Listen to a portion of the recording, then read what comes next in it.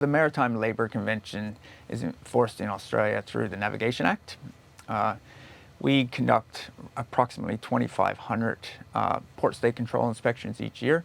Those are risk-based inspections, so we prioritize vessels based on known risk factors.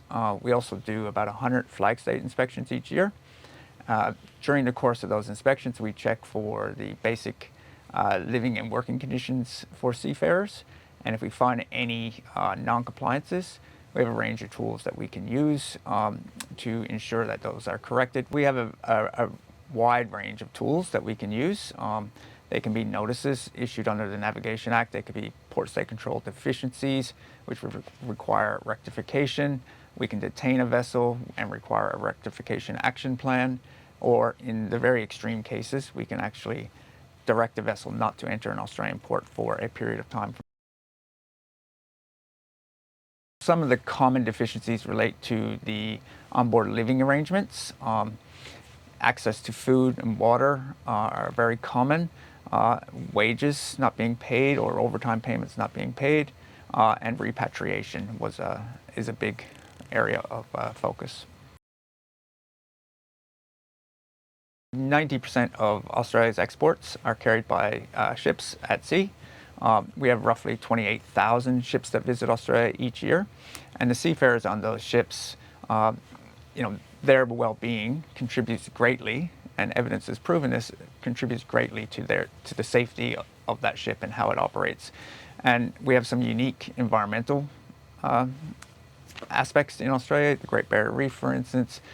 So ensuring that the seafarers are being treated fairly and safe and well on those ships goes a long way to contributing to safe operations. It's a demanding job. You're away from your family for a significant period of time.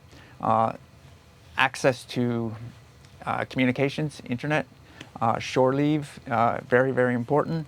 Good nutritionist food on board, that meets their cultural requirements, and certainly being paid on time and in full each month.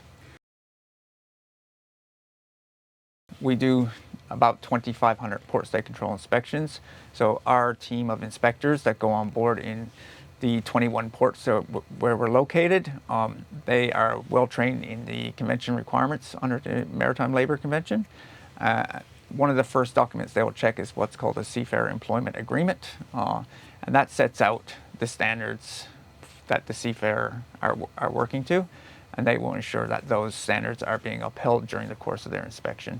That may include checking pay records, that may include checking the galley to make sure it's clean and tidy, that may include checking their living accommodations to make sure they got appropriate bedding. They spend considerable amounts of time away from their family and at sea. One of the things that we have certainly noticed a concern in is that ship size is getting larger, ship's crews are getting smaller, and the demand on their work hours and rest hours is ever increasing, and we all know that fatigue is a factor in most maritime casualties.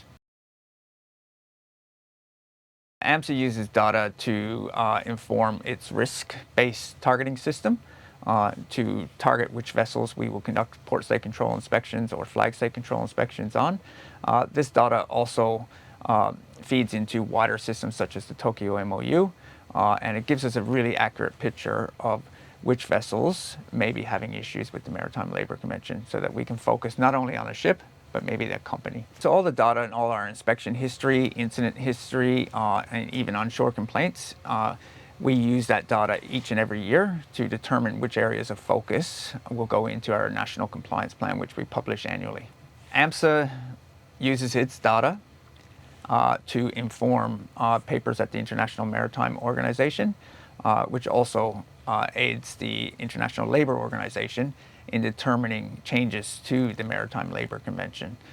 So that data is constantly in a feedback loop.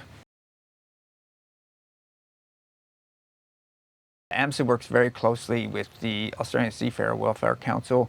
We work very closely with the International Transportation Federation in Australia. We work, even at a local level, we work very closely with our port welfare providers around the country. AMSA receives roughly 300 complaints a year on shore. So they, via our website, a seafarer can go in and simply submit a complaint about their ship when it's coming to Australia. That can be done anonymously. We treat all complaints anonymously. And with that complaint, we send it to the nearest port where that vessel is arriving, and our inspectors will flag that vessel for an inspection if it's eligible. If it's not eligible for an inspection, we will simply do a follow-up courtesy visit to investigate just the complaint. A high proportion of the complaints that we receive each and every year end up with some form of compliant action. That can range from a simple deficiency to sometimes not even a deficiency, but action being taken on the spot so we don't need to issue anything, even to a detention. So AMSA gets its message out to seafarers through many of the modern communication channels. We're active on social media, Facebook for instance. We have our website. We also have the AMSA Connect number where seafarers can contact us directly. The main message we want to get out to seafarers about seafarer welfare is that Australia treats the Maritime Labour Convention very seriously. One of the key messages is for ship owners to ensure seafarers are being paid monthly and on time and in full.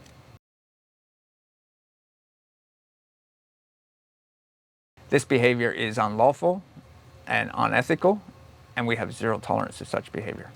The consequences if a ship owner does the wrong thing by not adhering to the seafarer rights as laid out in the Maritime Labour Convention are they can face severe penalties, including banning from an Australian port for anywhere from 3 to 24 months. It can cost them upwards of $1 million in lost revenue. I appeal to all ship owners and operators around the world, if you are trading vessels to and from Australia, to ensure you uphold the seafarer rights as laid out in the Maritime Labour Convention. Take no shortcuts, because AMSA will be inspecting vessels, and if you're found to be in breach of the Maritime Labour Convention, severe penalties will follow.